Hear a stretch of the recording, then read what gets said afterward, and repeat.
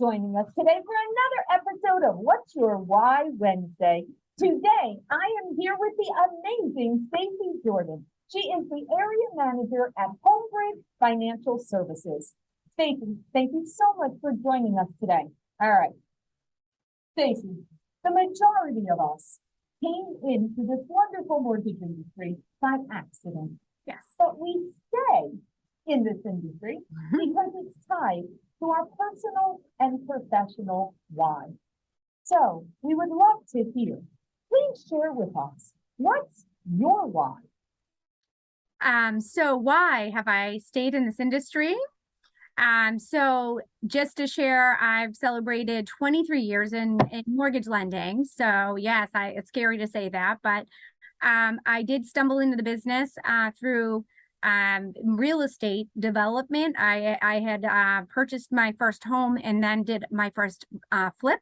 And it was through that experience doing my first flip that I was introduced to mortgage lending. And also at that same time, I was having my first child, working in corporate America and not really looking forward to the commute once I had the baby and the restrictions that that world would then place on my growing family. So coming into mortgage lending, it was a huge leap of faith, but it seemed to correlate much more with more of my entrepreneurial spirit, which I started to learn at that age I had. And so I have stayed in mortgage lending. My why is I have several whys, but it's afforded me the ability to really, I feel, control what I put in, I get out. Right. So I've always loved that about mortgage lending. I've loved the income potential. It's also afforded me the opportunity to develop real estate on the side, because of the flexibility, the ability to manage my schedule. And I guess my other why is just I absolutely love playing a role in one of the most important purchases that a person will make in their life, because they say, the most stressful thing you can do in life is deal with death, divorce, and buying a home. Yeah. And who would think, right? Who would think that would be death, divorce, and buying a home? I mean, right? Exactly. And so I don't know what that says about me, but it's one of the things that I love about this business is the impact that you can make on someone's life, because we have the opportunity on the origination, the front end side of the business, to come in and really be that mentor, hold somebody's hand through a process, educate them through communication, and just get them to the end. And there's just no greater feeling, right, and accomplishment.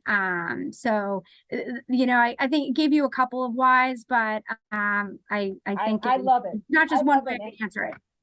It's so fabulous when, one of the reasons why I love doing this podcast is because I think sometimes when you've been doing it 23 years or 25 years, or whether you're doing it 5 years, sometimes when you do something for a while, you forget what it felt like when you first came in, or you forget the monumental impact that we do make every single day, right? Because when it becomes the same thing over and over, right, sometimes it loses that special feeling from when we first started doing it. And I think all the time we need that reminder, right? To kind of reset things. Now for you, right? Look, you were going through a change in your own family circumstance, right? You were about to have a brand new family. You needed that flexibility because you realized that, yes, you could have done the corporate thing and that would have been just fine. But you were able to say, you know what, it's even better if I'm able to have this flexibility. And then to be able to also be able to do the real estate on top of the mortgage, that's just more availability to help more people, help your family, and be able to go on to new limits. So that is so powerful. Now, the second question ties into part of your why. You had mentioned that impact that you make on others. Well, my favorite part of doing this is listening to the stories, the beautiful stories of how you have made an impact in people's lives. Can you please share one of those with us, whether it was a family you helped or a team member or something you're doing in your career? Give us a story where you feel you're making a difference and an impact on others. Okay. I mean, I have hundreds of stories of amazing clients. But what comes to mind right now as you ask that question, is a young woman that I am currently mentoring in business. I hired her right out of high school. She was her father was a client of mine way back when, and I helped him with his first purchase. So that was sort of a neat connection. But she came to me and she was not sure if secondary education was the right choice for her due to the cost and having to graduate with, taking on 4 years of debt. So long story short, she got her license. I actually carved out a position for her. The company supported me on that. And then she got her license a year later. And she's been with us for coming on through 3 years now. She's 21. And so it's been so I don't know what's the word. It's been so nice just being able to give back and invest in somebody else, especially at that age. I know I really wish I had somebody, right, to sort of lean down and give me their hand. I didn't have that. So I spent many years, navigating this industry and making mistakes along the way and learning and growing. But I feel this has been really, really like amazing for me to feel like I'm contributing and giving back to a young professional and hopefully making a difference in her life. But she's you are phenomenal. So you are. I mean, there is no doubt that you are. And when that happens, she will repay that in the future. Like she will also repay. And it's funny, as you're speaking, I'm just thinking about to myself, right? Like my own career. And I'm with you. I didn't have that in the mortgage industry either. But it was really funny that before I got into the mortgage industry, when I worked for a marketing company that they did lead generation for mortgages, but they weren't a mortgage company. They were a marketing company. It was funny that the head of that company was a powerful woman. And I remember at the age of 21, I remember looking at that woman, thinking to myself, well, she did it. Like that woman did it. That woman is a successful, powerful, C-level, woman.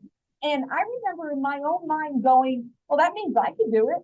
Like I can, if she can do it, I can do it. Right. Right. So Stacey, you did that, right? You showed her the way that you did it, right? And you had a successful career and have a family too, which a lot of times that's a struggle also. Where young girls sometimes they get very scared that if they choose the career, they also can't have the family. Right. And that's not true. I agree. You can What have are your thoughts on that? With because that is a struggle. Yeah, it is a struggle. And I can say in my career, as much as I sacrificed a tremendous amount of family time to build my career, especially in the early years, and I don't regret that. I always said to myself, I'm never going to apologize to my children for for working so hard, because I'm providing a life for them and leading a good example. So I always kind of led with that like mindset, so that that was just my mindset, right? And of course, behind the scenes, I had days and weeks where I felt awful and guilty for not being around as much, but I was never going to show that to them, right? So I do think, yeah, it is still a challenge. I think we're evolving in society, and men and husbands, or whatever the family situation is, right? But I'm speaking for myself, are more supportive than maybe they used to be in past generations. So that's wonderful for women, I think, who want that career and that family. So I feel happy for like the generations now, right? But I do think you can have it all. You just have to be very deliberate about what's important to you, and you need to do things like I said early on. Like I always had a house cleaner. Even if I could barely afford it, I'd rather eat Cheerios than carve out 4 hours on a Saturday to clean my house. It's so silly. It's such a poor use of my time. I need to be doing Legos on Saturday with my kids, right? So I was always very, very deliberate about what is a good use of my time right now and what are my priorities. And I very, very early on, I just made sure that I took care of whatever I needed to. So I could prioritize my work life and even I might have been making some sacrifices at home, but my time with my children was always of quality. So, and I made sure of that. So, and you know what, the other thing too, Stacey, that I think we all working women can agree with, letting that guilt go. Because, right? Because that, and it's always us. Like, it's not other people putting the guilt, it's us, right? Because we put that guilt on us. So even what you just said about having a house cleaner, right? A lot of times it's like, oh, I don't want to do that because, what will people think that, oh, I can't clean my own house, or I think no, it's what you just said. No, I'd rather be at the park or the zoo or playing Legos on the weekend. Why am I wasting my time doing that? Yeah. So agreed. And it's so refreshing that we can have these conversations now, and we can kind of go like, no way, get the house cleaner, get the landscaper, get whatever you need, order the prepackaged food if that's, have it shipped and we can just cook it out. Whatever works for your family. No guilt, whatever works best for you, then that's it. No, don't worry about what other people are doing. Right. That's don't compare. It doesn't matter. Exactly. Nobody knows what's going to serve you and your family best, but you. And so I always quiet the noise, stay in your lane, and just put on your blinders, right?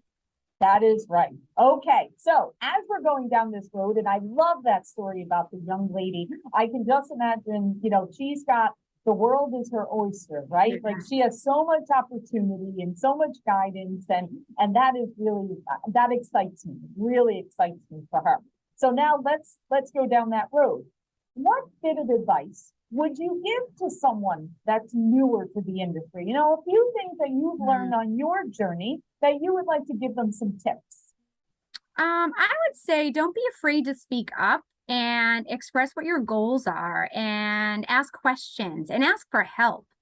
I think my journey, I'm still on the journey, but leading up to this point, I think that, if I've maybe been a little bit more vocal in what I wanted to accomplish, maybe somebody would have stepped forward to help me. And so I own maybe a little bit of that, thinking I can do everything all the time, right? But that's another thing that we think we have to. I know. I don't know where that comes from, but I don't suffer from that anymore. I'm very happy to say, no, you are much better at that than me. So you do it. But I know early on in my career, for a long time, I felt, no, I have to do it. If I don't do it, then I'm letting someone down, or people will think I don't know, or whatever. Yeah. And it's funny you say that, because I've always said I'm an incredible delegator, and I don't need to do everything. And I definitely don't care about getting credit for things. So I don't come from that place, and that's okay if you do, right? Because some people, that's how they function, is by whatever. But I think I've suffered from thinking I have more capacity to do things. So that's those are my challenges that I still continue to work on, is realizing, okay, there's only so many hours in a day, and, and kind of scaling back some of what I take on. Right. There you go. But you've identified that. And that's something that you're like, okay, now I'm aware, and I can make decisions based on that. And you know what they say. I mean, I can't remember the exact saying, but there's a saying about the most powerful person in the room is the one that's the most self-aware. That's the most powerful person, because a lot of times we're not. A lot of times we're not as aware or tuned into ourselves. And when you get to the point that you know yourself, and you know your pluses and your minuses, and you know how to maneuver that, well, then you are the most powerful person in the room. Right. That's a good one. I'll take that away. All right. Awesome. Well, Stacey, you are amazing. Thank you so much for sharing. We truly appreciate it. Keep paving the way with that young lady. I can't even imagine where she's got no limits. I know. I'm so excited to watch her. Yes. Thank you. Yes. All right. Be all the best, and thank you so much. Thank you.